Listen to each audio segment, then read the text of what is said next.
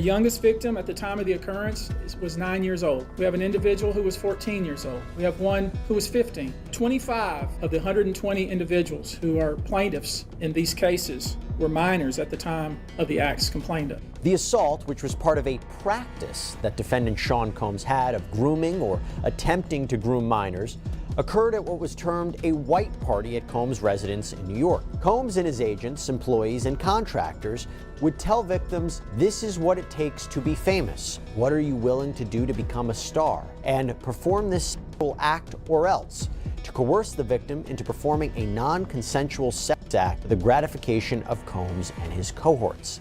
Breaking news involving Sean Diddy Combs. The music mogul is facing 5 new civil lawsuits, including one from a woman who alleges she was raped by Combs when she was 19 years old.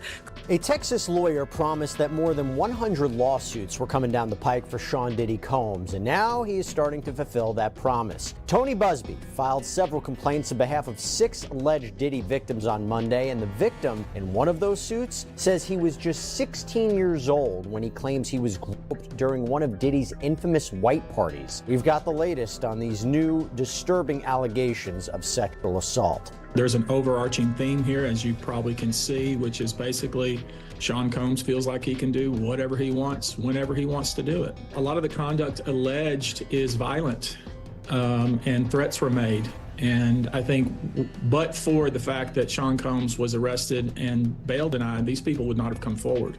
But Usher, in his own words on the Howard Stern show, he said on Howard Stern, Puffy would have his parents send him to flavor camp at 13 years old. Your parents are sending you to a camp with a grown man. I moved to New York City, and I lived with Sean Puffy Combs for a year. That's the crazy thing. Now, that was L.A. Reid's idea, right? We're sending you over to something called Puffy Flavor Camp. There you go. To learn Flavor Camp. Yeah, Flavor that's Camp. what it was called. And you're going to go to Puff Daddy's. He's going In the 90s, do you understand what that's like? Puffy's place was like just filled with chicks and orgying like nonstop, right? No, not really. I Come mean, on. but hey, it was curious. I got a chance to see some things. Yeah, but you were 13. What were you I seeing? went there to see the lifestyle, Right. And I saw it, and it was, but I don't know if I could indulge and understand what I was even looking at. It was pretty wild. It was, So nobody it was crazy. tried to, some woman didn't come along. I didn't and say that. Okay. I didn't say that. What I did say is that there were very curious things taking place, and I didn't necessarily understand it. Biggie Smalls was there. Biggie Smalls was there, Lil' Kim, Craig Mack. All these people are hanging around. Yeah, man, Faith Evans, And your Jodeci, parents were Mary J. okay? Blige. They didn't know nothing about this shit. Oh. I was having a good time, you know what I mean? Does he have you doing any chores? Are you doing dishes at all? I mean, to keep you humble somewhat? Or are you just like, can you stay up till 4 in the morning with them and party? I mean, I could. I actually stayed up longer than them.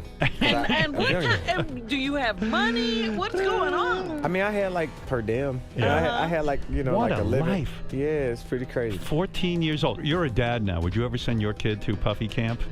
Hell no. See? So, Brian, what Matt was just talking about, these so-called freak-offs, these were no secret. So he'd been openly bragging about these wild parties. There's like parties, and it looks like, there were probably lots of other things going on there, too. But he was bragging about this for, a couple of decades. Watch. This is what you need to do. Women, beautiful women. We need alcohols, a lot of heat. A lot of heat. Yeah. Heat? You mean that physically the place has to be hot? You don't have no air conditioning. No air conditioning. Right. You need locks on the doors. Okay, this is sounding kind of dangerous now. It's a little kinky, but yeah. Brian, that was creepy, but what took the Fed so long to do something? Many times, especially young people wanting to break into the industry, were coerced into this type of conduct in the promise of being made a star, or in the promise of having Sean Combs listen to their tape or even let them read for Sean Combs. The minors, they kind of fall into 2 categories. One would be the category of individuals with stars in their eyes trying to break into the entertainment industry, who were either scouted or somehow found their way to a studio or to a location where they were being screened, and either the allegation is Mr. Combs himself or those around him involved took advantage of these people in some sort of quid pro quo to try to make them a star. And in some of these cases, it was the parents who were essentially handing their child off to a group of people that they trusted and who they thought were going to make their child a star. That's one group. The second group of minors would be individuals who were recruited, whether it be in a hotel lobby, whether it be at a show from the crowd, invited to a after concert party that made its way to a hotel, whether it be to some of the parties that we all heard about. They went there at age 16. You know, there's a few that for instance, attended a party in the Hamptons and they were only 16 and taken advantage of there.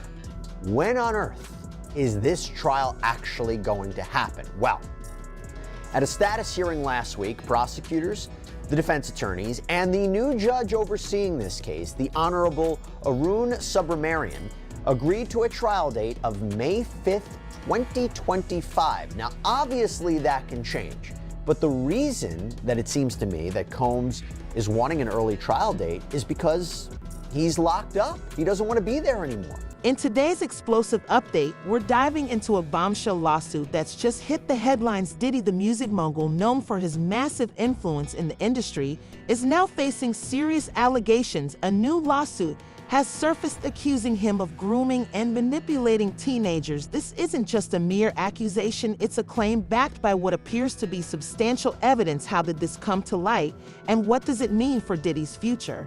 How many victims potentially do you think there could be? Thousands. Who were never at these freak-off parties. What were they like?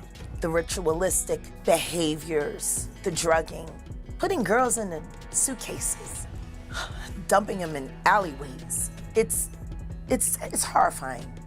It's been happening in front of everyone's faces for decades. For decades.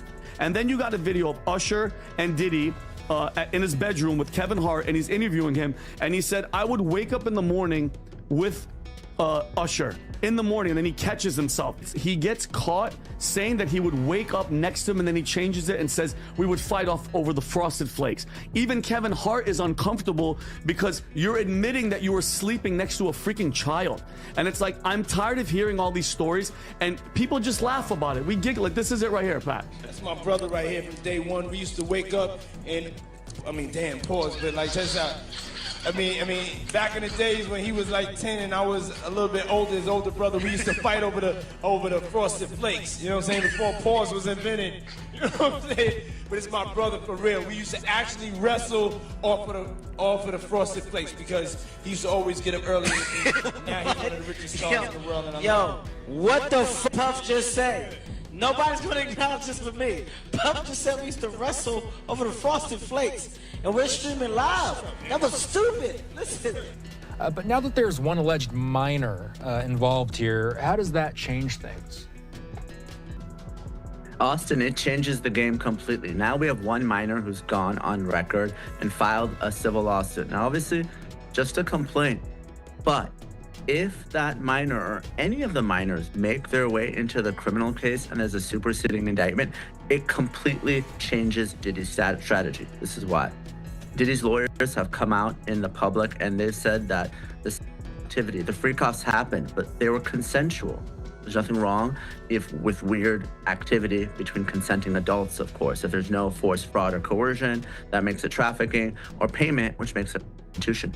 However, minors cannot consent to sex, period. So if there are minors involved, then this case becomes much more like an R. Kelly or a Jeff Epstein type case where the defense has to disclaim any sexual activity whatsoever. So it's going to be interesting to see what do the feds do with this new evidence. And again, there's apparently, if you believe the plaintiff's lawyers, there's 25 minors who are willing to file civil lawsuits. So if they're willing to do the same, testify before the grand jury, testify at Diddy's criminal trial, do we see a superseding indictment alleging trafficking of minors? Because that changes the case completely.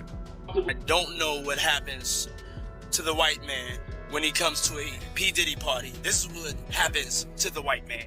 And that's James from Simeon Mobile Disco. He is a actual DJ's not supposed to pass out. Matt, move out the way. You're still alive. Look at that. Look. Would you get the drink on his head? Yeah, put the drink on his head. There you go. There it is. But when they come to one of my parties, this is what happens to them. I put him to sleep. We're getting started with the latest on Sean Diddy Combs, who's currently sitting in a federal jail awaiting trial on sex trafficking, conspiracy, and racketeering charges. At a hearing on Thursday, his trial date was tentatively set for May 5th, 2025. In addition, prosecutors said Combs may be facing additional criminal charges down the road. So damn, they still building more of a case. Still building more of a case. According to new legal documents obtained by TMZ, who else? Combs' attorneys are accusing the feds of misconduct, alleging they orchestrated the leak of the Cassie Ventura tape to CNN. The tape from 2016, if you remember, showed Diddy throwing Cassie to the floor, kicking her twice while she was trying to get on an elevator at a Los Angeles hotel. But you know what happened? You should have never sued the liquor company. That's where you f***ed up. You don't give a f*** about you tearing up booty holes. You f*** when you sued the liquor company, because the liquor company is owned by the biggest conglomerate on earth, the BlackRock people. You done bit off the hand that was feeding you, and now you done chop both your feet and your hand off, and your head's coming next. You was making money with Sharon. Just shut. You just thought your ego got out of whack because you was controlling everything at them freak parties. Now you think you control the hand that's feeding you. You stupid mother. He sued the liquor company May 2023. November 2023, Cassie come up with the lawsuit.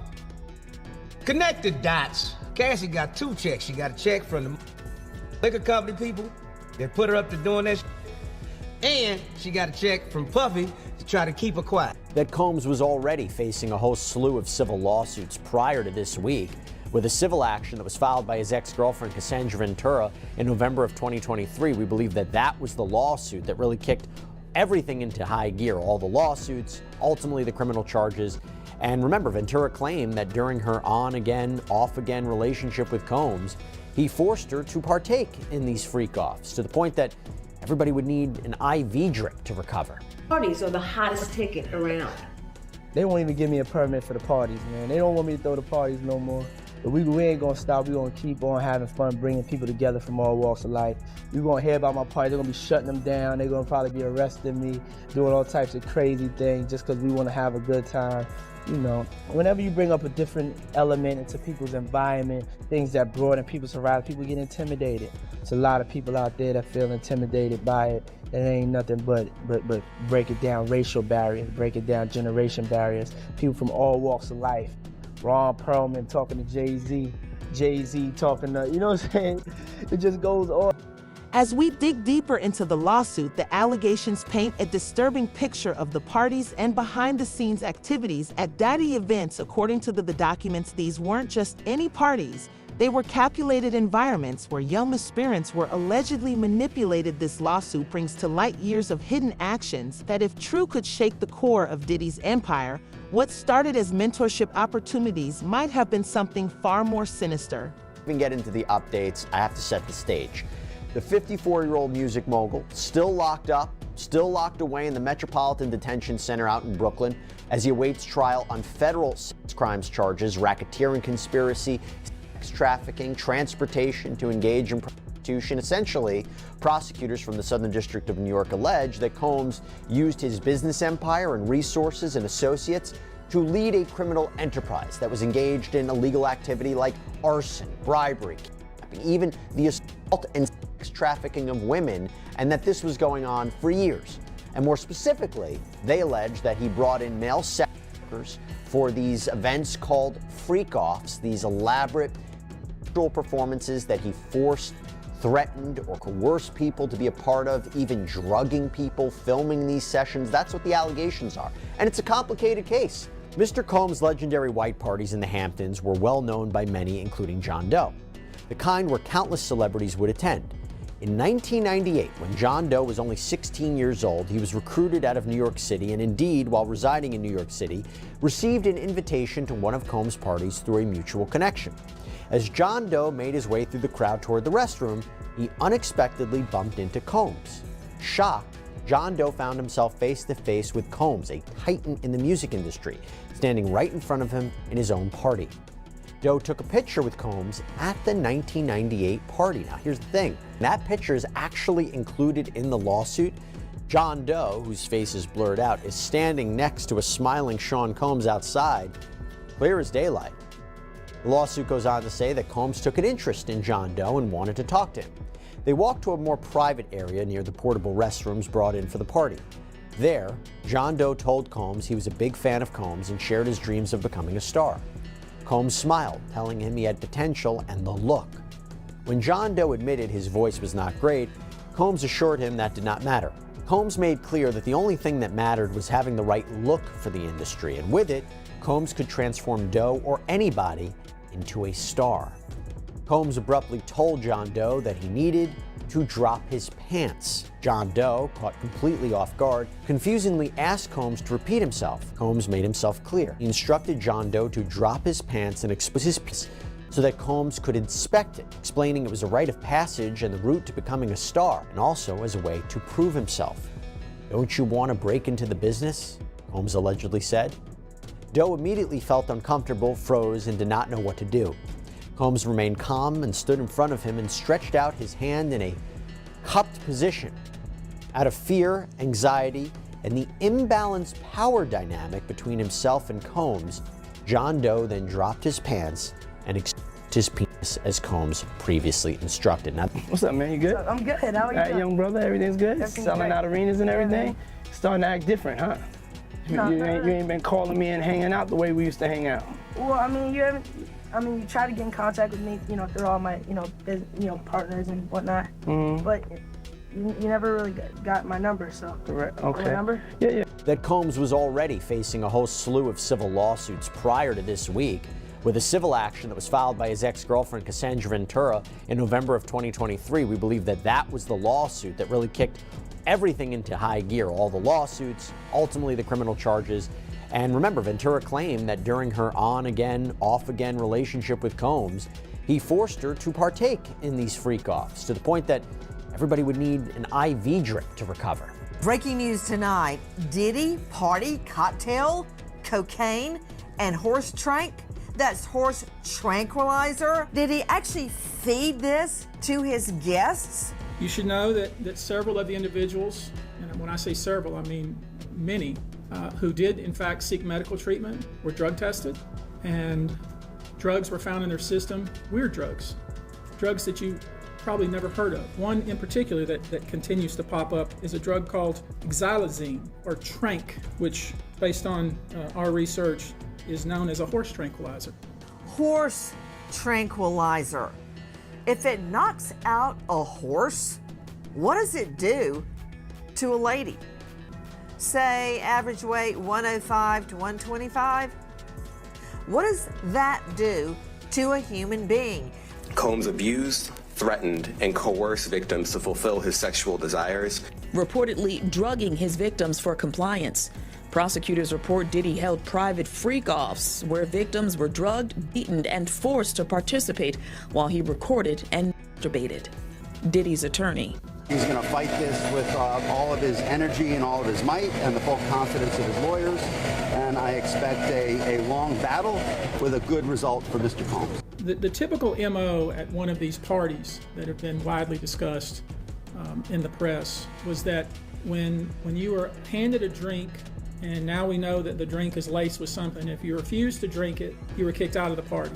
Now let that sink in for a minute. I mean, the admission to this party was that you had to drink the chosen drink that was handed to you, and now we know that in most cases, I would say 90% of the cases, these individuals were drugged with some sort of drug. That was kind of the MO. What's particularly shocking is the methodical nature of the claims. The lawsuit details how these grooming behaviors were intertwined with promises of fame and success. This revelation has prompted many to come forward with their own stories, adding credibility to the allegations. How will Diddy's team handle these mounting accusations? And what could be the legal repercussions for him? It's a little crazy how Puffy get booted out the alcohol business and Jimmy Iovine steps in with Andre and Snoopy promoting it. It's never a good look when it comes to culture of hip-hop and for our community, for our people. I turn myself in. Sometimes you gotta face the music. That's most of the time. Perfect. I'm gonna give you some real advice. 2 quick things. You gotta make a decision. When you go to prison, either you're gonna be standing up pissing or squatting, sitting down pissing. I advise you to try to take the first one. Because you know, if you're squatting, pissing on the seat, you know what that means. Oh yeah, by the way, do not do your time going by Brother Love. Brother Love is not a good code name for prison. I'm out. And his management was backing him off. But it wasn't until Usher took over management and had guardianship and gave temporary guardianship to the diddler for 48 hours. Think about that. He had already been to the hospital. That situation that Gene was talking about. And you still took Bieber there. But you got custody of him first. Diddy had already tried. They wouldn't let him. Actually, someone made reference to the fact that Diddy trying to get at Bieber the way he was trying to get at Bieber was looking a little predatory. And then Usher came in and discovered it and managed him and got custody of him and promised to look after him. And then he sent him to the diddler. Does that sound like a good guy? It's horrible. It's horrible. Does that sound like a good guy? Now that we know what Diddy's really like. They're not seeing what the intentions was in his heart when he took Justin Bieber there. Oh. Let's be honest. He took Justin Bieber there. He looking around like, damn, like, a lot of guys kissing each other in here, man. You feel me? What y'all do is y'all business. So you've been to a party and seen this? Oh, I've seen it firsthand, multiple times. I've seen Dwight Howard in a pink dress, bro. What? I've seen Dwight Howard in a pink dress with 2 other trans ladies in dresses. They all the same height at a Diddy party. Oh. Ask about Dwight Howard in Mexico. What's up with Dwight Howard in Mexico? You know, they don't got paparazzi out there like that. You feel me? They was down there hooping. He going to the club with these same trans ladies. The rumors are that Diddy was running some kind of Epstein type deal where he was filming everybody. Who knows what's real? That's what Diddy's lawyers, I think, said. It was like that. These are just trumped up charges, not true. When Homeland Security invade your house, you got problems with dudes with. Someone said that they weren't there to take stuff; they were there to delete everything. Oh, like that's the same funny. thing with Epstein. Oh, that's funny. They never end. There's just layers upon layers upon layers. Genuinely love it when someone like Diddy gets caught, though. The glee that people have is weird. I mean, he had a lot of people at those parties, right? Well, if he really was filming everybody, you got a wild party. There's so many different stories. What are you gonna do? I'm not doing that. We're not involved in them. I was never Diddy. Telling jokes. Like I told you. Having fun. That's it. Yeah. Smoking dope, cracking jokes, making people. Combs abused, threatened, and coerced victims to fulfill his sexual desires. Reportedly drugging his victims for compliance. Prosecutors report Diddy held private freak-offs where victims were drugged, beaten, and forced to participate while he recorded and masturbated. Diddy's attorney. He's going to fight this with all of his energy and all of his might and the full confidence of his lawyers. And I expect a long battle with a good result for Mr. Combs. I've been to a couple Diddy parties. Now, I'm risking a lot by saying this. I've been to lots of parties. I've been to Jamie Foxx. I've been with Snoop, T.I. Like, I've been to lots of places. What I will say is that one particular party, lots of big names. There was an artist there who said, hey, Lecrae, around 1 a.m., make sure you're not here. And I was like, what? You just don't want to be here at 1 in the morning. And I was like, Now, my pride kicked in, like, yo, you don't know me. Like, you know what I'm saying? Like, I can handle myself. Like, I'm not some little church boy who ain't never seen nothing. Like, I'm good. Like, you know what I mean? Like, what you talking about? Well, it's probably 12:30. I'm downstairs. I go downstairs to the studio. I come up out the studio, and I'm headed back upstairs to like the main area where everyone's kind of congregating and hanging out. And the music changed. It was like really hard and heavy at first, and then, you know, like jam and dancing music.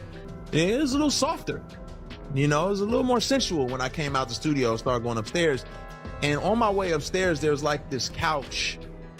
And on the couch, I saw a couple of guys really going at it, hard and heavy.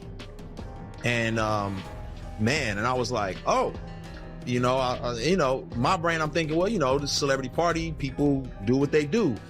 As I started moving upstairs, I passed them up, and I noticed that it wasn't just those two guys, it was more and more people just going at it. I was like, okay, it's time for me to roll. I'm gonna grab my stuff and I'm gonna get up out of here. I did not know that's how this went down. So was that shocking? Absolutely. Was I forced or coerced into anything? I was not.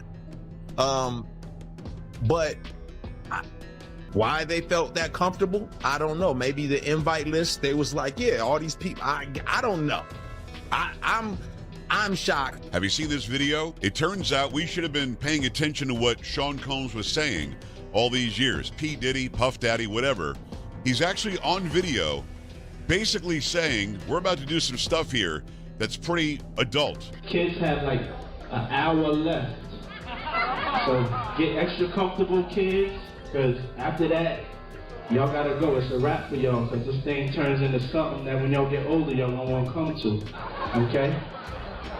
So, you know, let's just start to get our groove on a little bit. In an hour, we put the kids away, it's all good. There you go. Again, video is showing up all over the place. Audio is showing up all over the place. People are starting to talk about what was going on. It makes you wonder, how exactly was he able to hide this for as long as he did? I also was just recently contacted by someone who wanted me to essentially represent them in the sale of one of the Diddy tapes.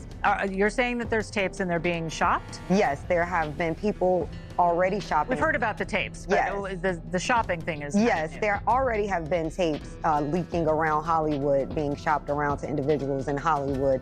But one particular person contacted me to shop a particular video they were in possession of, and to contact the person who was in the video to see if they were interested in purchasing the video before it became a public knowledge. I've heard this before, so like a catch and kill. Catch and kill, correct. Wow, can you, and I guess you can't reveal the person who is on No, I tape. can't explain who the person was, but Mr. High profile? Mr. Combs was in the tape, and this other person is, I would venture to say, more high profile than Mr. Combs. Real dudes belong in jail based on what they do and how they do it. We know that to be true. And it's just this situation, man, when they get down to all the facts and all what happened, he may belong in jail, bruh. And that's not my doing. That's not Cassie doing. That's his doing and his learned behavior from the people that mentored him. You gotta realize, man, he learned from Andre Harrell. He learned from Russell Simmons. He learned from Clyde Davis. You understand? When those people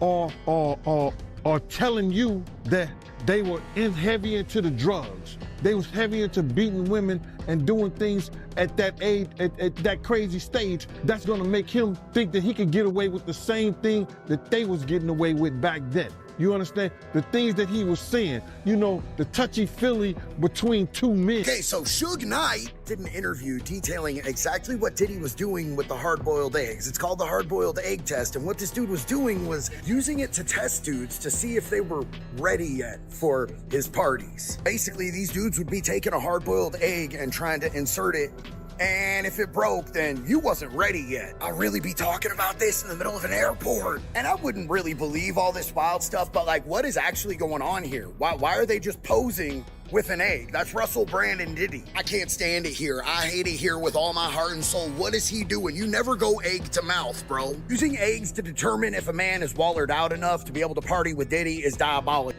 As this legal storm unfolds, it's not just Diddy's career that hangs in the balance. but it could potentially reshape how the music industry handles young talent and mentorship. These allegations against Diddy suggest a pattern of behavior that, if proven true, could have devastating consequences not only for him, but for the credibility of the industry's elite. This lawsuit cuts deep into the glamorous facade of celebrity parties, exposing a side that could be riddled with manipulation and misuse of power. It forces us to question the integrity of industry practices and the protective measures in place for young artists stepping into the limelight. The repercussions of this lawsuit extend beyond legal battles and financial settlements. They touch on the ethical responsibilities of those who hold power in shaping careers and lives. If these allegations are substantiated, the fallout could initiate widespread changes in how young artists are nurtured and how their rights are protected against exploitation. The industry might need to implement stricter regulations and oversight to prevent such incidents, which could forever change the dynamics between upcoming artists